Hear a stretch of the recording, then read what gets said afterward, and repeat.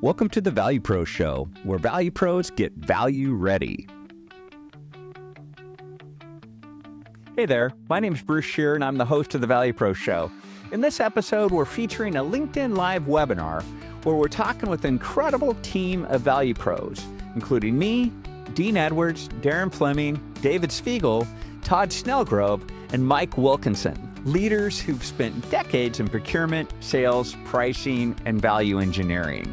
And I actually took out my calculator and quantified it, but collectively, we bring over 125 years of expertise helping organizations sell and buy based on real business value. So together, we unpack the broken B2B buying experience and introduce to you the B2B Buying Experience Index, a practical, research-backed framework with 10 causal factors to help revenue teams influence and elevate the value they deliver at every phase of the buying journey. So if you're in marketing, sales, or customer success and want to help your buyers buy and make the value of your solution crystal clear while standing apart from the competitive pack, this is an episode of the Value Pro Show you definitely don't want to miss. Let's dive in. Well, welcome everybody. I am so excited for this webinar today. It's being streamed on LinkedIn as well. We are getting some mastery over how to handle that. Three successful attempts here. And so on this particular webinar, we're talking about the B2B buying experience. And gosh, we have a lot to offer. You're looking right now at the A team here who had a hand in shaping our new B2B buying experience index. So anyways, just strap in. This is going to be a really good one. And I just wanted to introduce myself. I'm Bruce Scheer. I'm one of the three co-founders of ValuePros.io. I call myself a value vitalizer. My mission is to work with revenue teams to help unleash their inner value in helping their buyers buy. So that's why I exist. And for Value Pros as a whole, one of the big problems that we're solving in the world is something we call the value disconnect. So that's where, sellers and marketers show up with geek speak that doesn't do a good job of connecting with the C-suite. That's our catchphrase here. And we see that again and again. We've all been in industry for so long, and we see this problem persist. So that's, what we're trying to solve for. Typically, sellers show up like at this level, executives are coming in at this level, like two ships passing in the night. And that's where the value disconnect lies. So what we're really striving to solve for is value clarity.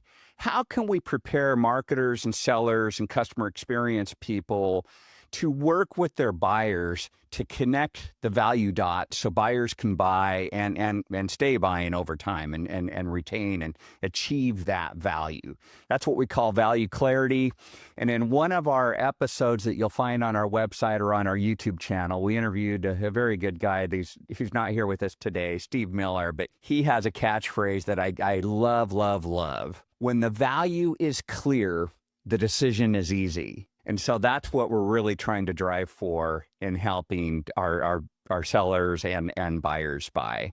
So that's a little bit about Value Pros. I'd like to introduce themselves.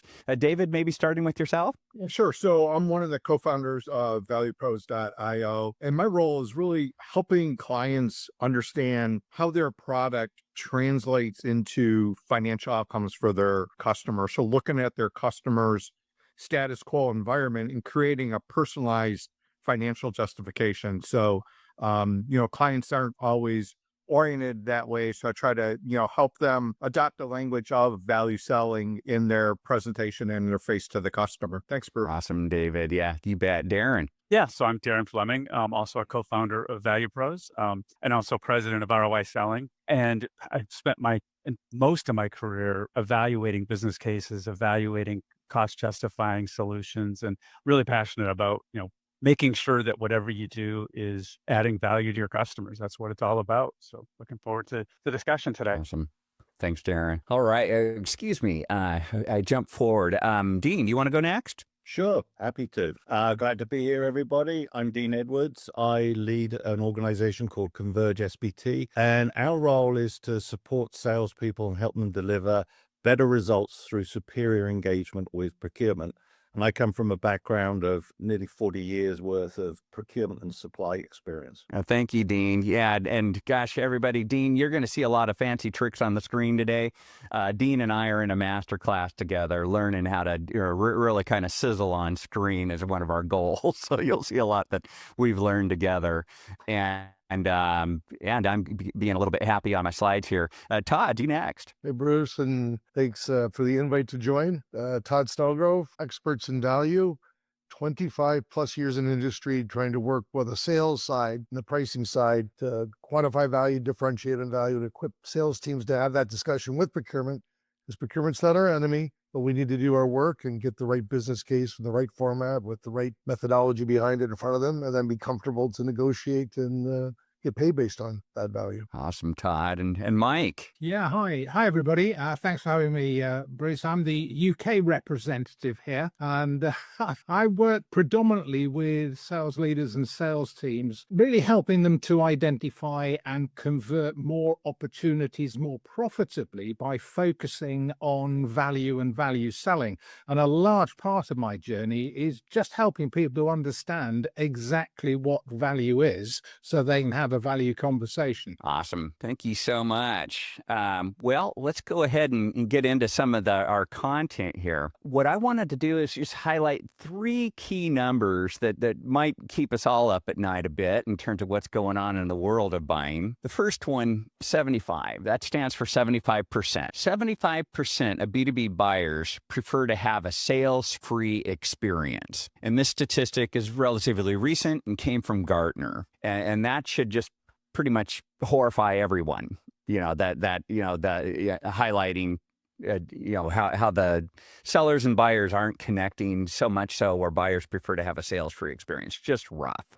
Secondly, 88% of buyers will only buy from a seller who they deem to be a trusted advisor. That means they show up trusted and they bring advice. And most aren't deemed to be doing that, hence why they prefer to have a sales-free experience. And then 92% of B2B buyers of high consideration solutions or bold solutions, they've got to build a business case. And this is another Gartner statistic. Meanwhile, Dean on the line, procurement leader, said, rare was the day he's ever seen a seller show up with a business case to help the buyer buy. And statistically, it's probably 1 to 2 out of 10 reps in that neighborhood that might make an attempt at supporting their buyers and shaping a business case so they can buy. Meanwhile, 9 out of 10 buyers need that. So again, just some major disjoints on the buying experience. And then here's a huge kicker for you. 60% of opportunities or deals, they end in indecision. Meaning, the status quo won over, or they just went into a drift, new priorities, new executives, the ship sails onwards. 60% of opportunities ending in indecision.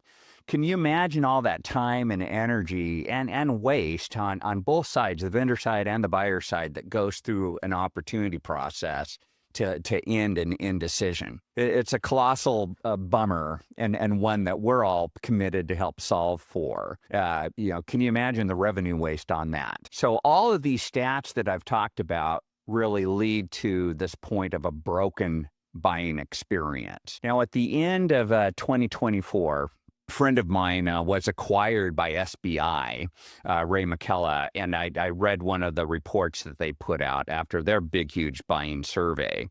And here's what really stuck out for me. 59% of the influence on a bold buying decision comes from the buying experience. Only 41% of the influence on the buying experience comes from the offering itself. So when I saw that, I was just like going, damn, that's hugely impactful.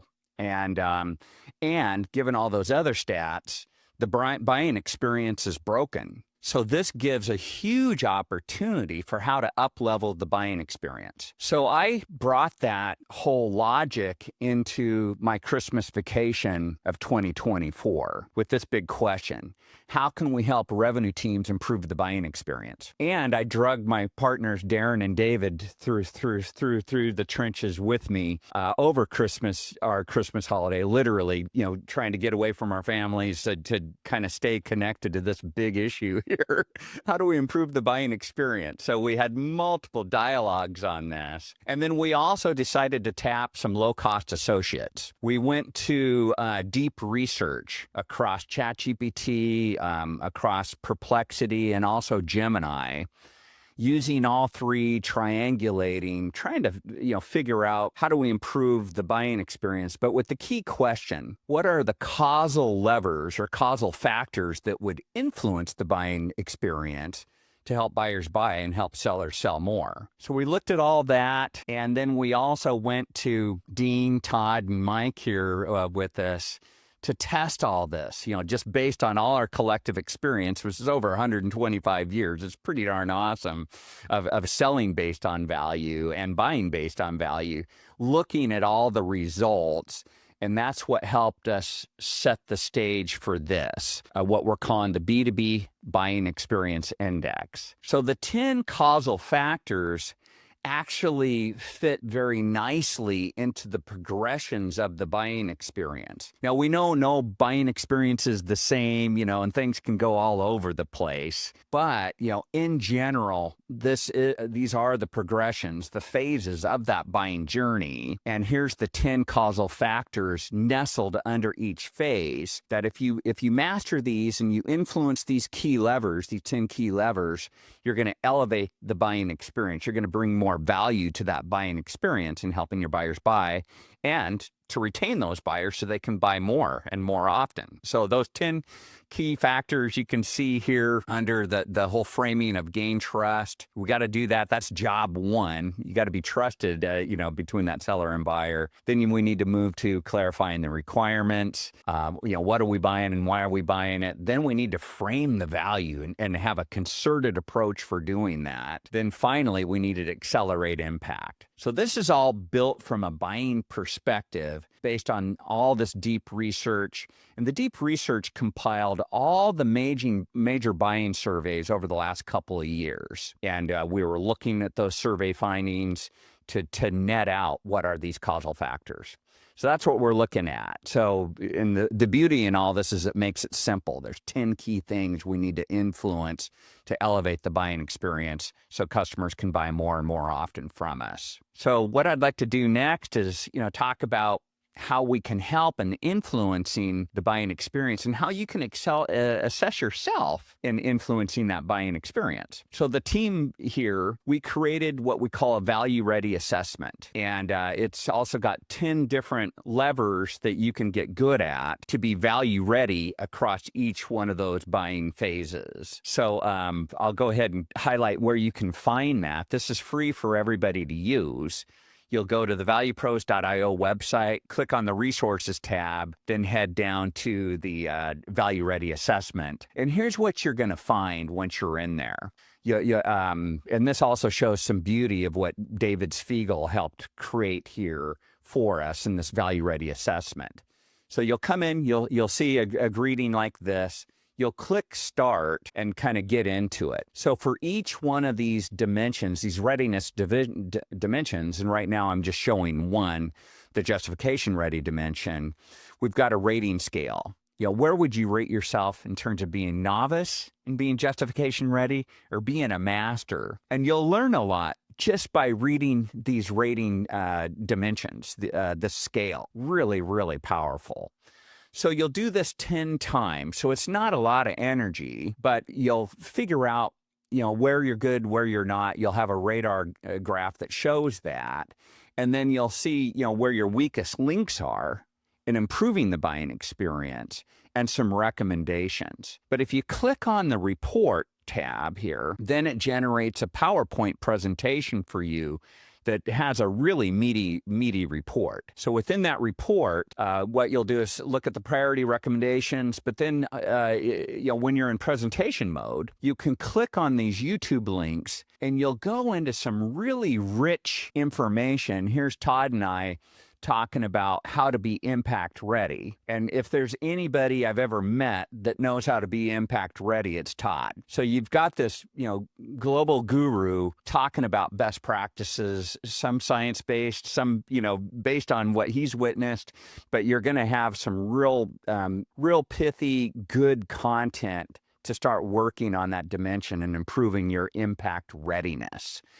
So it's powerful. And then if you go to the Value Pros website, you can see all that content all in one spot. If you click on where it says show, one of the top tabs, you'll have all the episodes that relate to these value readiness dimensions that are featured in that assessment. So just a rich resource for how to improve your value readiness to influence that buying experience across that full journey. So from here, what I wanted to do is just talk about each one of the phases of the buying journey here and how we can influence that experience across each phase.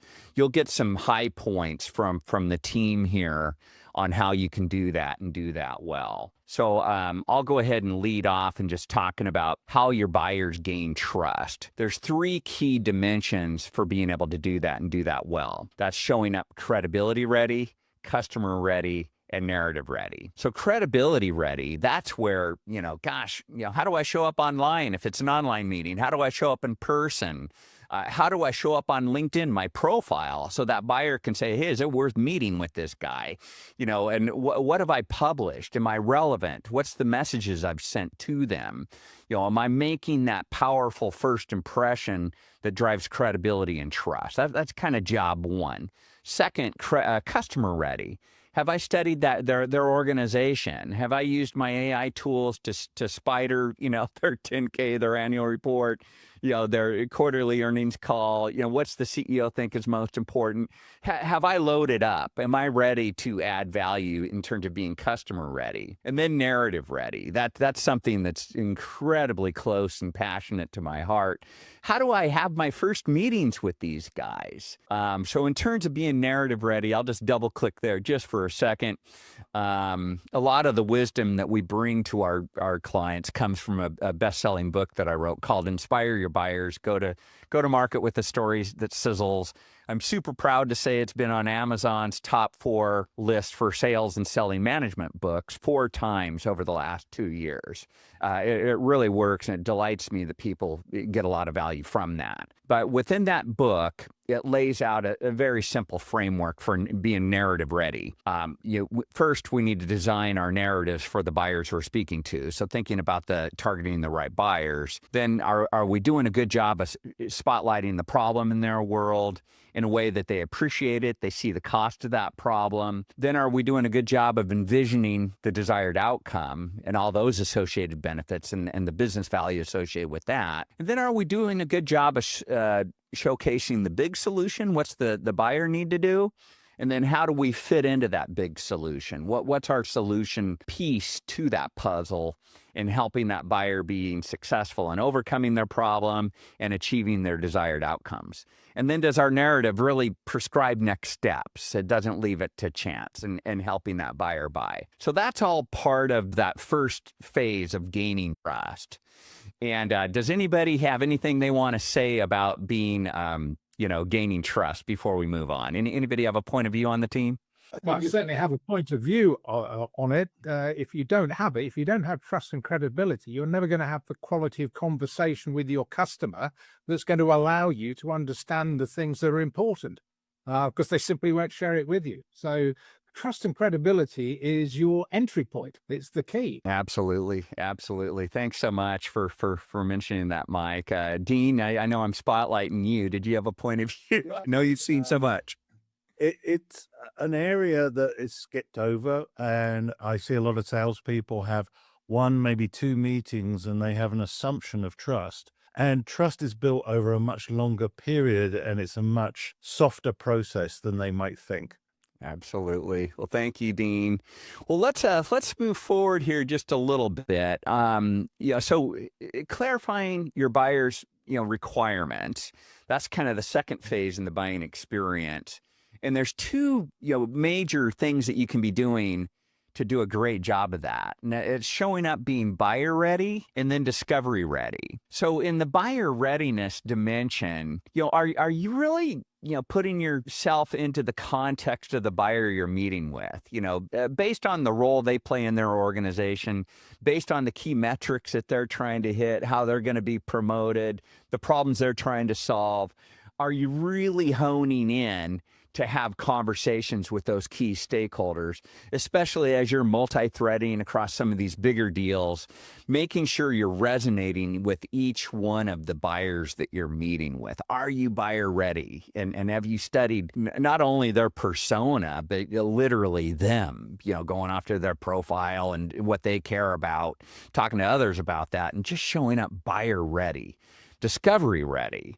That's something that Mike will speak to us about, who's just absolutely a master in that dimension. So Mike, I was looking at some research, buyers do want personalization. 72% want communication that respects their specific needs. And I saw, another stat, 56% have walked away from deals that felt irrelevant. So, I would contend discovery done right isn't optional. It's very, very intentional. So question to you is, what's the biggest opportunity most sellers miss when trying to understand, the buyer, and how do you connect great discovery to relevant, high impact demo? It's a very interesting question. I go as far as to say that it is in the discovery stage that we actually make the sale. And we make the sale then because the quality of our questions will help the buyer articulate what it is exactly that they're looking for. So for me, that the discovery process is key. But the stats that you quoted, Bruce, I find horrifying. And you will remember that I have one stat that I absolutely love, and which comes from some Forrester research some years ago. And it was a verbatim quote within the report. And the report was all about senior buyers' perceptions of the salespeople that came to see them.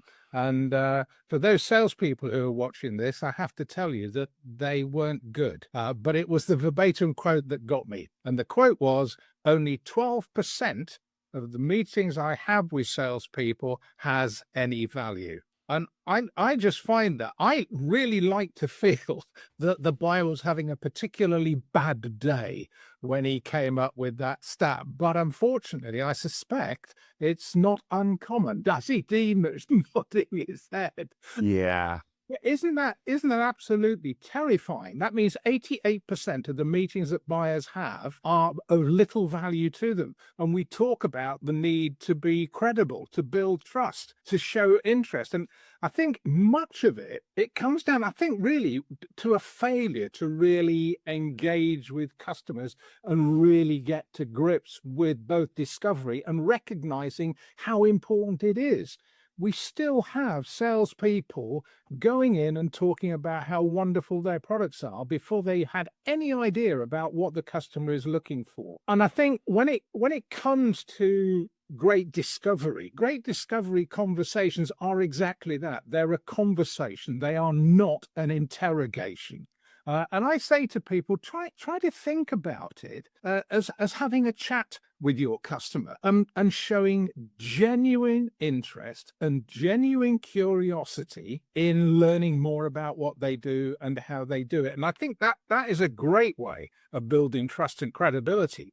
And obviously, the one skill that a lot of sellers really need to work on is listening. That's critical, because that then leads you or allows you to do the other thing, texting.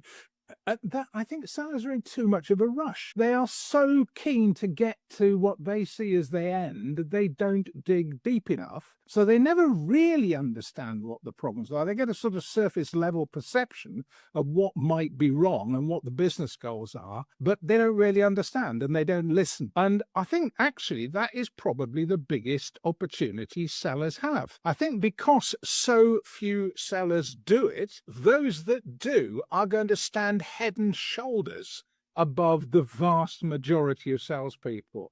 I saw a great quote fairly recently, and that was, "A great demo isn't just a tour, it's a response." So it's not a tour of all the things you can do, it's your really good tailored response to the things that you know are an issue or challenges for the customer. So that's it. So for me, I'll just sum it all up, Bruce, by saying I think weak discovery equals wasted demo. Yeah. Absolutely. Such wisdom there, Mike. Thank you so much. Folks, one quote that Mike's given me that just stuck in my head. It's in his books as well on Amazon, but his definition of value is a mystery, and a great mystery. And I love your notion, Mike, about really showing up with curiosity and collaborating with your buyer to find and define that value. And the listening skills are certainly critical to that. So thank you, Mike. That's awesome. I just know we could talk about all these things for so long, but I'll move on here. I want to next talk about how do you help your buyers frame value, because they've got to do that in order to justify the solution that you're bringing to them. How do they frame value and get that in front of the decision makers who need to check off on that value? So there's two key things, two key levers that you can pull that are part of that value ready assessment that we showed: showing up demonstration ready and then justification ready. And so on these two questions, I've got some questions that I'll probably start. Let's see here, Darren, I'll start with you. So in terms of framing value, how do you help sellers move from talking about features to framing financial impact in a way that resonates with the C-suite? What do you have to offer us there, Darren? Yeah, no, that's a great question. And I'm going to, go back to kind of almost reiterate some of what Mike said. I like to think about that journey of discovery as you're becoming a student of the customer. You're trying to understand their business, understand how they make decisions, understand how they make money, understand their trade-offs, and then translate that. A really good value pro, and that's why we call it the company value pros, a really good value pro is able to then say, okay, based on what our solution does, what our offering does, how will it create value based on how our customers will use it? And that's the key thing, is translating it not generically to, that it's going to, I'll just use an example. It's going to improve productivity of your knowledge workers. Okay, well, fine. That's all fine and good. It's very generic. Well, is this company a hospital and your knowledge workers are doctors and nurses? Well, that's a very different type of value proposition if you're talking about doctors and nurses and what they're going to do with that time, versus if you're talking about an R&D facility in a manufacturing company where they're going to be more productive on maybe accelerating time to market with new products with that additional time.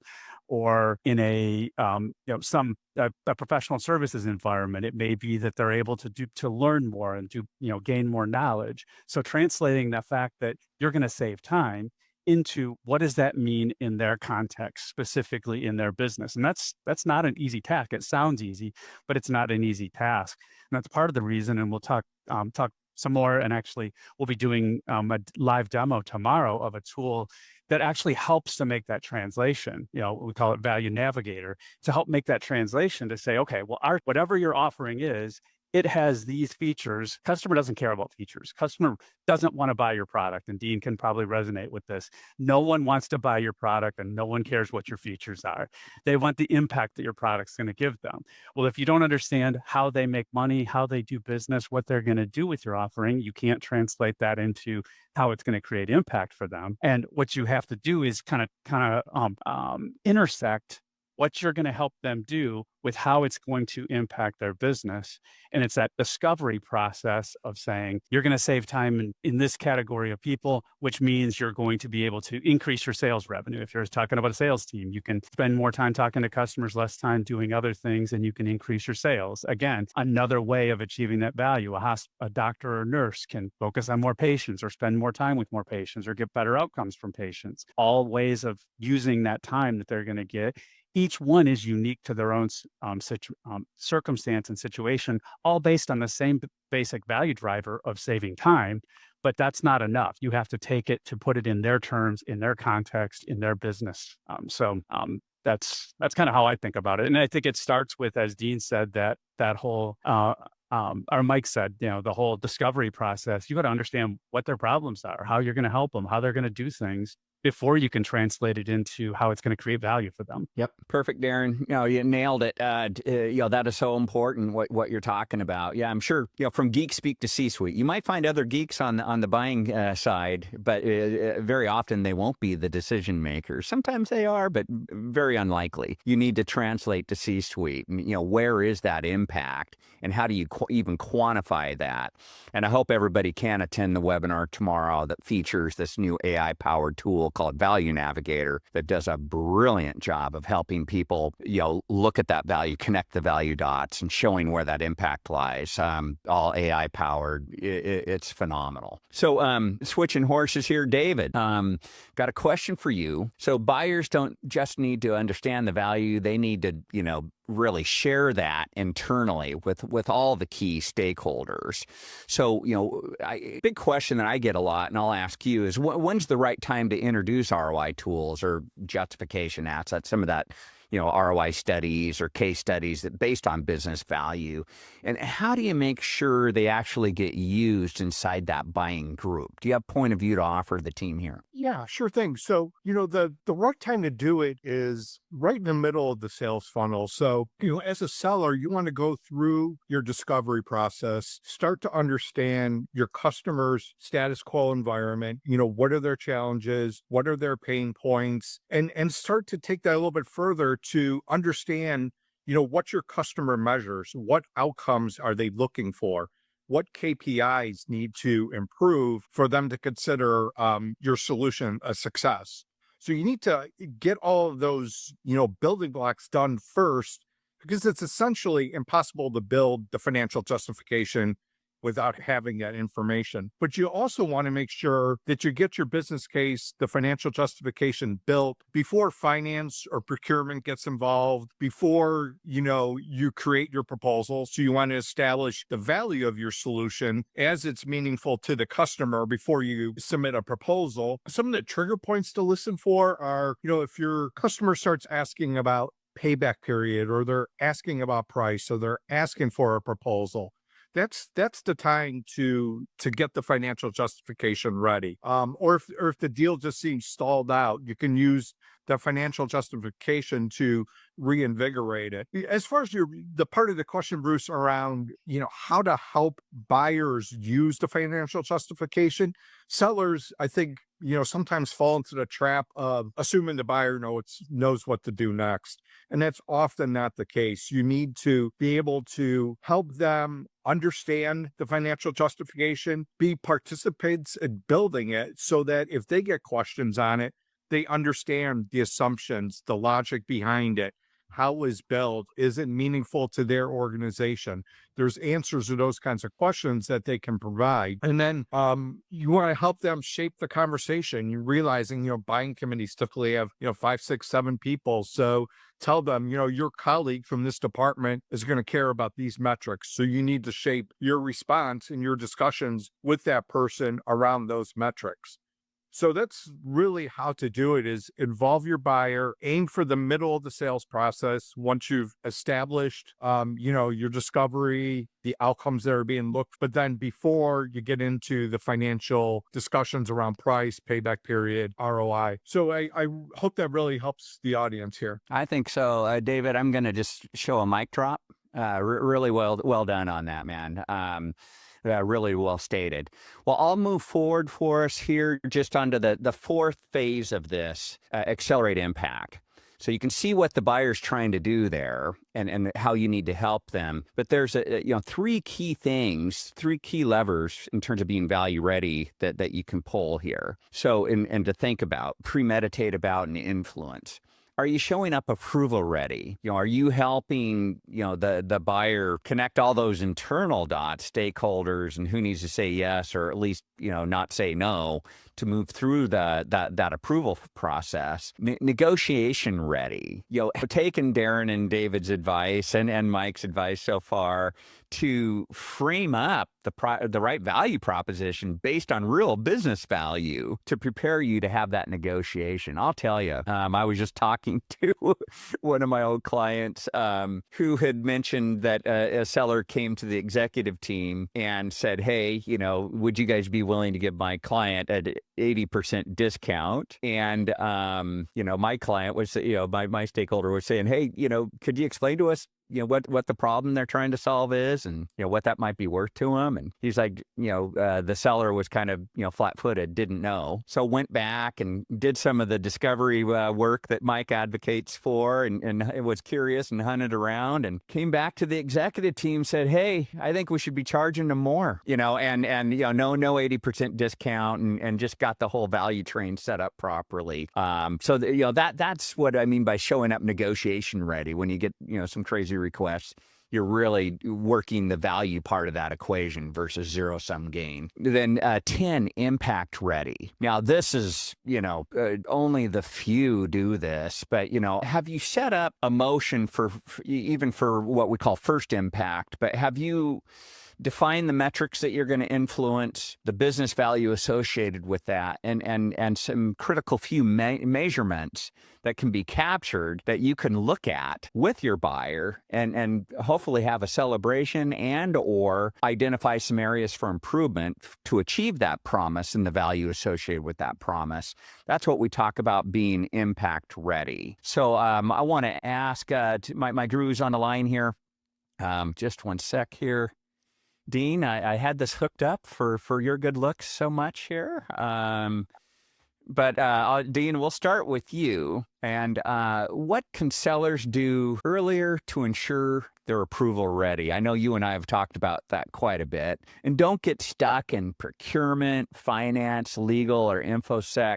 How can sellers help influence that based on your experience from procurement? There's a lot they can do, and the guys have already touched on some of it about building the trust, asking the questions. First thing is diagnose the approval landscape at the outset. Map out who are the approvers. It's not just the stakeholder, the economic buyer, but also the functional gatekeepers, whether it's procurement, finance, legal, InfoSec. And you need to be asking questions of procurement or other stakeholders.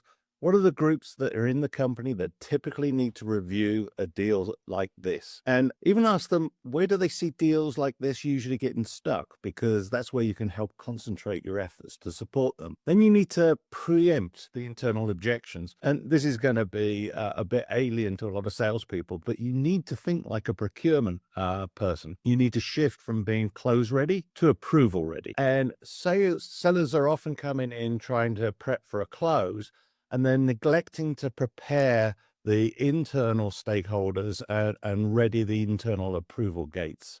So you need to anticipate pushback, thinking like procurement or legal and saying, what would this contract pricing model or this risk profile pass my own sniff test, my own scrutiny? And what you're trying to do is simplify their job, make it easier for those teams to say yes and move the deal faster. The third thing is come with approval assets. And it's the type of stuff that Todd does so well, not just sales decks. So bring procurement-ready materials, a standard MSA or red-lined contract template that the customer has. Have the security and compliance documentation ready. That becomes an interminable delay because there's too much to and fro. Get it out of the way early. And for your pricing, have a breakdown with justification logic. What David was saying about having the value in mind as you come in and emphasizing that.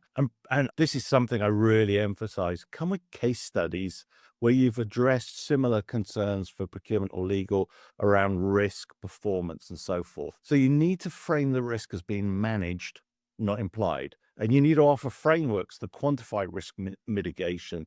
They don't just assert it. And too often it's, yeah, we have a risk management program. Now, what is it? How does it work? How does it come together? The fourth, and I know you do this with Value Navigator, and I know Todd's on top of this, is quantifying the cost of delay. Approval teams are wired to avoid risk and in many cases avoid a decision, which is why you get your stat on the number of efforts that end in indecision. But that's partly because they're not aware of what the risk of inaction is. So come armed with impact projections. Every month of delay costs X. Comparative benchmarks. Others in your space have seen these results in 60 days. This is what it's costing you by delay. And then fifth, involve procurement as a strategic ally, not an obstacle. Reframe their role and look at it as your goal is to support them in helping their internal teams achieve their goals, which is an internal alignment that procurement's really driving for, whether it's compliance, savings, delivery, performance. So position your offer as enabling procurement's goals. Use their language, total cost of ownership, supplier resilience, service levels, and use that language to align your solution with their success metrics. 6, build a proactive approval narrative. You're not in the room when procurement or legal is presenting their perspective on the offer. You need to give them the tools and equipment to be able to go in, because it's a bit like from the musical Hamilton, where the character wants to be in the room when it happens. You're not in the room when it happens if you're in sales typically. You've got to equip procurement, finance, legal to be able to represent your case clearly, articulately, and be able to defend positions. Lastly, set expectations early. Let the buyer know that you're going to support the internal approval journey and really partner with them. So you see often legal or infosec is where there's delays. Come up with resources, checklists that you can share with procurement so they can review the stuff in parallel, not sequentially. And I'm a big proponent of sales engaging with procurement early on to get the contract in front of them. That's probably, along with infosec, the biggest cause of delay in a sale actually happening, extending the cycle time. If you get it out of the way at the start, it makes it so much easier, and it makes it more comfortable for the organization to approve the sale because they're confident that you've agreed to their terms and conditions. Wow, Dean, there's so much there. I won't unpack it. That's just huge. Todd, I dare you. How do you build upon that? So I've got a question for you, Todd. Todd, you pioneered value guarantees, which I've just been blown away, especially your Harvard Business Review case study on that. Oh my goodness, really powerful work that you've done. So how do guarantees change the dynamic for risk-averse buyers, and how should sellers set them up without over-promising? What would you have to offer us there? Best thing I can do is give you a story, which that article was based on, and maybe it'll tie into some of the comments we've had as we've gone along here. I did about 200 and something of these agreements with Fortune 1000 companies, B2B companies around the world, so it's not industry specific. But why did we do it? A lot of customers were pushing back saying, everybody's in here saying that they bring value. You're all the same. You're close enough. Why bother? So that was the market we were in, and we believe we were better. So came back and said, look, we'll guarantee value. This goes back to the discovery conversation. But once we agree on what is a value, for example, do you care about energy? We don't care about labor cost. I'm making these up, but what do you care about? What's the priority? Let's do these things. And then if we agree on what's the value, I will guarantee that I will find you a 10% annual improvement, totally dollar-wise, in that area. And then we had to do a little bit of the education, getting the customer to say, well, wait, 10% price reduction is easy. I can scream and threaten and leverage. And I said, but 10% value every year is better. And we won't go through the math, but real quickly, the 10% price reduction is a one-time hold on a 5-year contract. So let's say you're selling $1 million worth of software or product, 10% of $1 million is 100,000. So 5 years at $1 million would be a 10% reduction would be 4.5 million. And the customer said yes. And there was the functional buyer, there was procurement in the room. And I said, but we're willing to give 10% value per year that we've agreed on that you care about. So the first year, you're right, it's 100,000. So price and value aren't any better off, but I might be able to exceed 10%. And if I don't, I'll write you a check. I think that's probably where we started to get some interest. Okay, so my risk aversion's gone down, and there's a chance I could do better than 10%. But the next year, I'm going to do another 10%, another 100,000. The next year, another 100,000. So inventory, downtime, energy, people, whatever was agreed to. It turns out, and we drew this on a board, that a 10% price cut on $1 million contract over 5 years is 500,000. A 10% per year value is 1.5 million. It's worth 3 times as much. And I remember them going, wow. And this is where some of the credibility come in. I had some procurement expert relationships, some of these professors, and I say, that's right. So it wasn't just a salesperson with really magic numbers. I think that's where the trusted advisor stuff might have come in. And a tie into that, which I think leads to the trusted advisor, was the passion, because the customer said afterwards, you actually believe this. You truly are in here saying this is a better way for us to partner and work together. It's not just a PowerPoint slide that says, our company brings value or whatever. Then, which I've gotten better at over the years, was a process to implement, because maybe the first time was, we'll find value. Well, wait, we define what value is. We prioritize what it is. Here are my 4 ways to find this. I need access to these people. We'll do an interview or a survey. You need to share certain KPIs with us. You need to give us your top. Because in the early days, sometimes the customer would say, you go, and my team would go, nobody will talk to me. They won't give me information. I don't have access.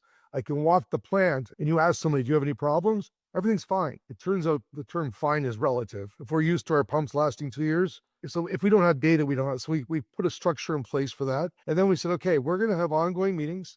What's in the pipeline? What's working? Where are we? When there's a win, we're going to have it signed off, maybe a case, then we're going to replicate. And out of 200 of those that were signed, we never wrote a check. And the best part of it is when a chief procurement officer would leave one industry or company and go somewhere else, and they get an email. It didn't mean anything to me. It's like, hey, we met once here. You did this for this company. I'm at this industry. Do you have the ability to do it here? Because procurement wants to bring value, but they want it measured, real, not warm, fuzzy relationship. I'm nice. I'll take you for dinner. Doesn't quite cut it. Relationship's important.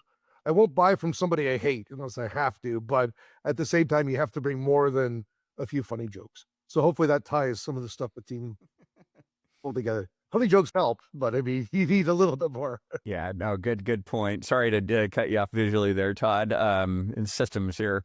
But yeah, that was wonderful in terms of quantifying with them, what's the, instead of discounting, what's the value that you could gain, and how do you, again, talk about being negotiation ready and impact ready, all in one swoop, in order to help that buyer accelerate their impact. So perfect play. I'll just review real fast. So we covered, our B2B Buying Experience Index. We went phase by phase, mapping together those value-ready dimensions that you're going to find in that value-ready assessment off our website, and all the resources behind that. If you go to valuepros.io, the show, you'll see all this rich content where we go, way deeper into these dimensions. And it's interesting, the accumulation of all this is what Darren, David, and I have coined as a total value experience. And you can see that B2B sales isn't easy. There's so many disciplines and that you need to be really good at, combined with, telling good jokes, Todd, and being likable. But, there's just so much that goes into driving a better B2B buying experience. But again, back to that point that SBI had, 59% of the influence is based on the experience. That's where we can stand apart and gain the edge, and win more often. Gosh, right now in the market, a stat I saw is across software firms, their win rate is 15% to 22%. And I've talked to organizations that are way worse than that, winning less than 1 out of 10 deals. This is really a way to, get the ship sailing straight and win more and more often by thinking about the disciplines across this. So I want to thank the guys here for showing up and just creating so much value in this webinar. This has been so fun for me, everybody. Just seeing us all come together at once to lay this out for the world. It's so powerful. And just three things that I'd love to leave you with, three ideas. Take advantage of the resources that we've got. If you hit our website under resources, there's so much there that are going to help you to improve your buying experience for your organization. I'd say double down on building business cases, and just another call to action. There's a webinar tomorrow on that with our new AI-powered value business case building tool. You'll also have a link to it off of our website. If you go to Solutions Value Navigator, you can get into that world if you can't make the webinar tomorrow. And then third, we, the team here, we're here to help. So, if you need any help on business value content and messaging, getting your narrative straight, getting your story straight, and get everything heading down the tracks the right way, we can help you with the content. Or like what Dean was saying, do you have those case studies, value stories that are going to help substantiate, reduce risk, and build confidence on that approval side? So we'll help you with your content and messaging. Secondly, we've got the tools that are there to help you, and tools that are buyer-friendly, buyer-facing, that you can use. Assessment tools like what you saw with the Value Ready assessment or value calculators, et cetera. We build tools that support those buying journeys and help that buyer buy. And then thirdly, enablement. So we can help you, if you're trying to do this at scale across your revenue team, we can help with the training and big deal support and coaching and really help them have these disciplines that are going to influence that buying experience and help you guys grow your revenue.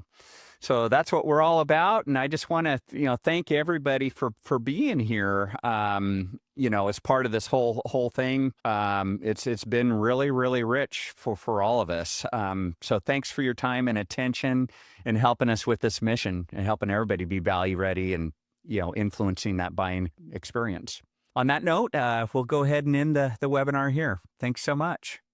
What a rich conversation that was. A few key takeaways stand out for me. First, trust isn't earned in one meeting. It's built through relevance, preparation, and presence. Second, discovery isn't optional. As Mike Wilkinson put it, weak discovery equals wasted demo, bad value justification, bad negotiations, just all the way down the line. So think of it this way, as coined from Mike, value is a great mystery that you must uncover together with your buyers. And finally, buyers don't just need to see the value, they need to justify it, approve it, and realize it. That means showing up value ready at every step, giving them the information they need and the tools, and just making sure they're equipped to have that internal battle for you. So for me, the biggest insight was the reminder that 59% of the influence on a bold buying decision comes from the experience itself, not the offering. That's both sobering for many vendors and incredibly empowering for those who want to stand apart and deliver a better total value experience. So if you enjoyed this episode, please like and subscribe to the Value Pro Show. And if you're feeling kind, leave a review so others can find and enjoy it too. Thanks.